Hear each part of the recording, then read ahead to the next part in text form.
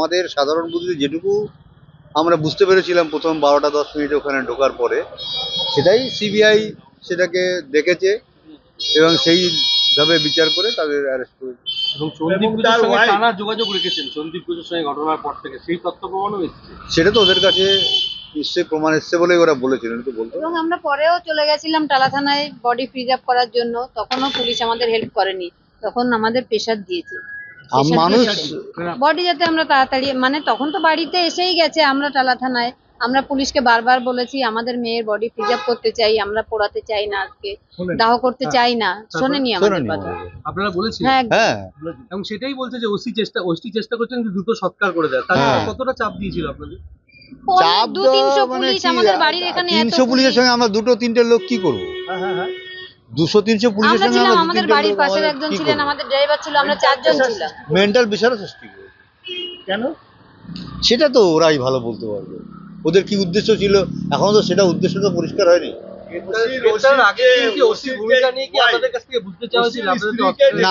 না, অন্য ব্যাপারে আমরা গেছি না, এইটা আমরা বলবো না। এবং যে সিন অফ ক্রাইম বদলে যাওয়ার পেছনে টালা থানার ওসির একটা গুরুত্বপূর্ণ ভূমিকা ছিল, সন্দীপ ঘোষের সঙ্গে যোগসাজশ করে, এবং সেটাই ধীরে ধীরে সেটা হোক। আরো থেকেই বলেছি ক্রাইম সিন পাল্টানোই হয়েছে, ওখানে ঘটেই নি কিছু, দেখলেই বোঝা যাচ্ছে পুরো সাজিয়ে।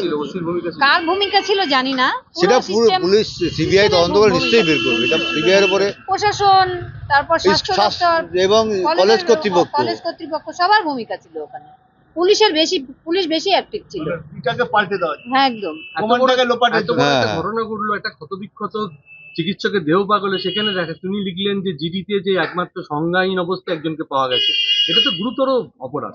সংজ্ঞাহীন যদি পাওয়া যাবে তাহলে আমাদের 3 ঘন্টা তাদের কাকে দেখতে দেওয়া হলো না কেন, এবং তাকে চিকিৎসার ব্যবস্থা করা হলো না কেন? আমাদের এই প্রশ্ন থাকবে তখন। উনি তো সেইভাবেই জিডি করেছেন, তখন আমাদের এই প্রশ্নটাই থাকবে ওনার যেই জিডির তাহলে উনি চাইছি ওনারাই হয়তো মানে মেরেছেন পরে, যাতে প্রমাণ লোপাট না হয় করতে পারে। 5টার সময় মুখ্যমন্ত্রী জুনিয়র ডাক্তারদের ডেকেছে, কি মনে হয়? দুই পক্ষেরই শুভবুদ্ধির উদয় হোক এবং এই যে স্নায়ুর যুদ্ধ চলছে শেষ হোক। আজকে বাচ্চাগুলো মানে আমার ছেলে মেয়ের মতনই, তারা আমার পাশে এসে দাঁড়িয়ে এরকম কষ্ট করছে, আমাদের সত্যি আমাদেরও কষ্ট দিচ্ছে। আগামীকাল সুপ্রিম কোর্টের কিছু একটা সমাধান বেরোক ছাত্রদের মানে যে আলোচনার মধ্যে, সঙ্গে মুখ্যমন্ত্রী ওদের সঙ্গে আলোচনায় বসে ওদের যে দাবি আছে দাবি দেওয়া সমাধান করে নিন। আমরা এটাই চাই। না, সেটা আমরা ওরা যেটা চাইবে ওদের ছাত্রদের উপরে, ছাত্রদের আন্দোলন ছাত্রদের উপরে পুরো দায়িত্ব দেওয়া হয়। আগামীকাল সুপ্রিম কোর্টের রায় কি আশা করছেন? সুপ্রিম কোর্টের উপর আমাদের 100% ভরসা আছে এবং সিবিআই এর উপর ভরসা আছে। আশা করছি আমরা একটা ন্যায় বিচার পাবো। একটা গুরুত্বপূর্ণ ঘটনা ঘটলো আরজিকরের মধ্যে, সেখানকার ওসি দেরিতে আসছেন এবং সন্দীপ ঘোষের সঙ্গে, সেটা তো একটা জিনিস আমরা তো বারবার বলছি, রক্ষকই ভক্ষক। যেখানে আমরা প্রথমে বিপদে পড়লে তো পুলিশের কাছেই গেছিলাম, কিন্তু কোনো সমাধান পাইনি। এই জন্যই আমরা বাধ্য হয়ে হাইকোর্টে মামলা করে সিবিআই কে। এবার কি পুলিশ কমিশনারের গ্রেপ্তারের দাবি জানাবেন? না, আমরা কোনো দাবি করবো না। আমরা বলবো, ছাত্ররাই যা বলার বলবো। বারবার বৈঠক ছাড়তে যাচ্ছে, আপনি না, এটা আমরা দুঃখ পাচ্ছি, যতবার ব্যক্তি যাচ্ছে আমরা দুঃখ পাচ্ছি।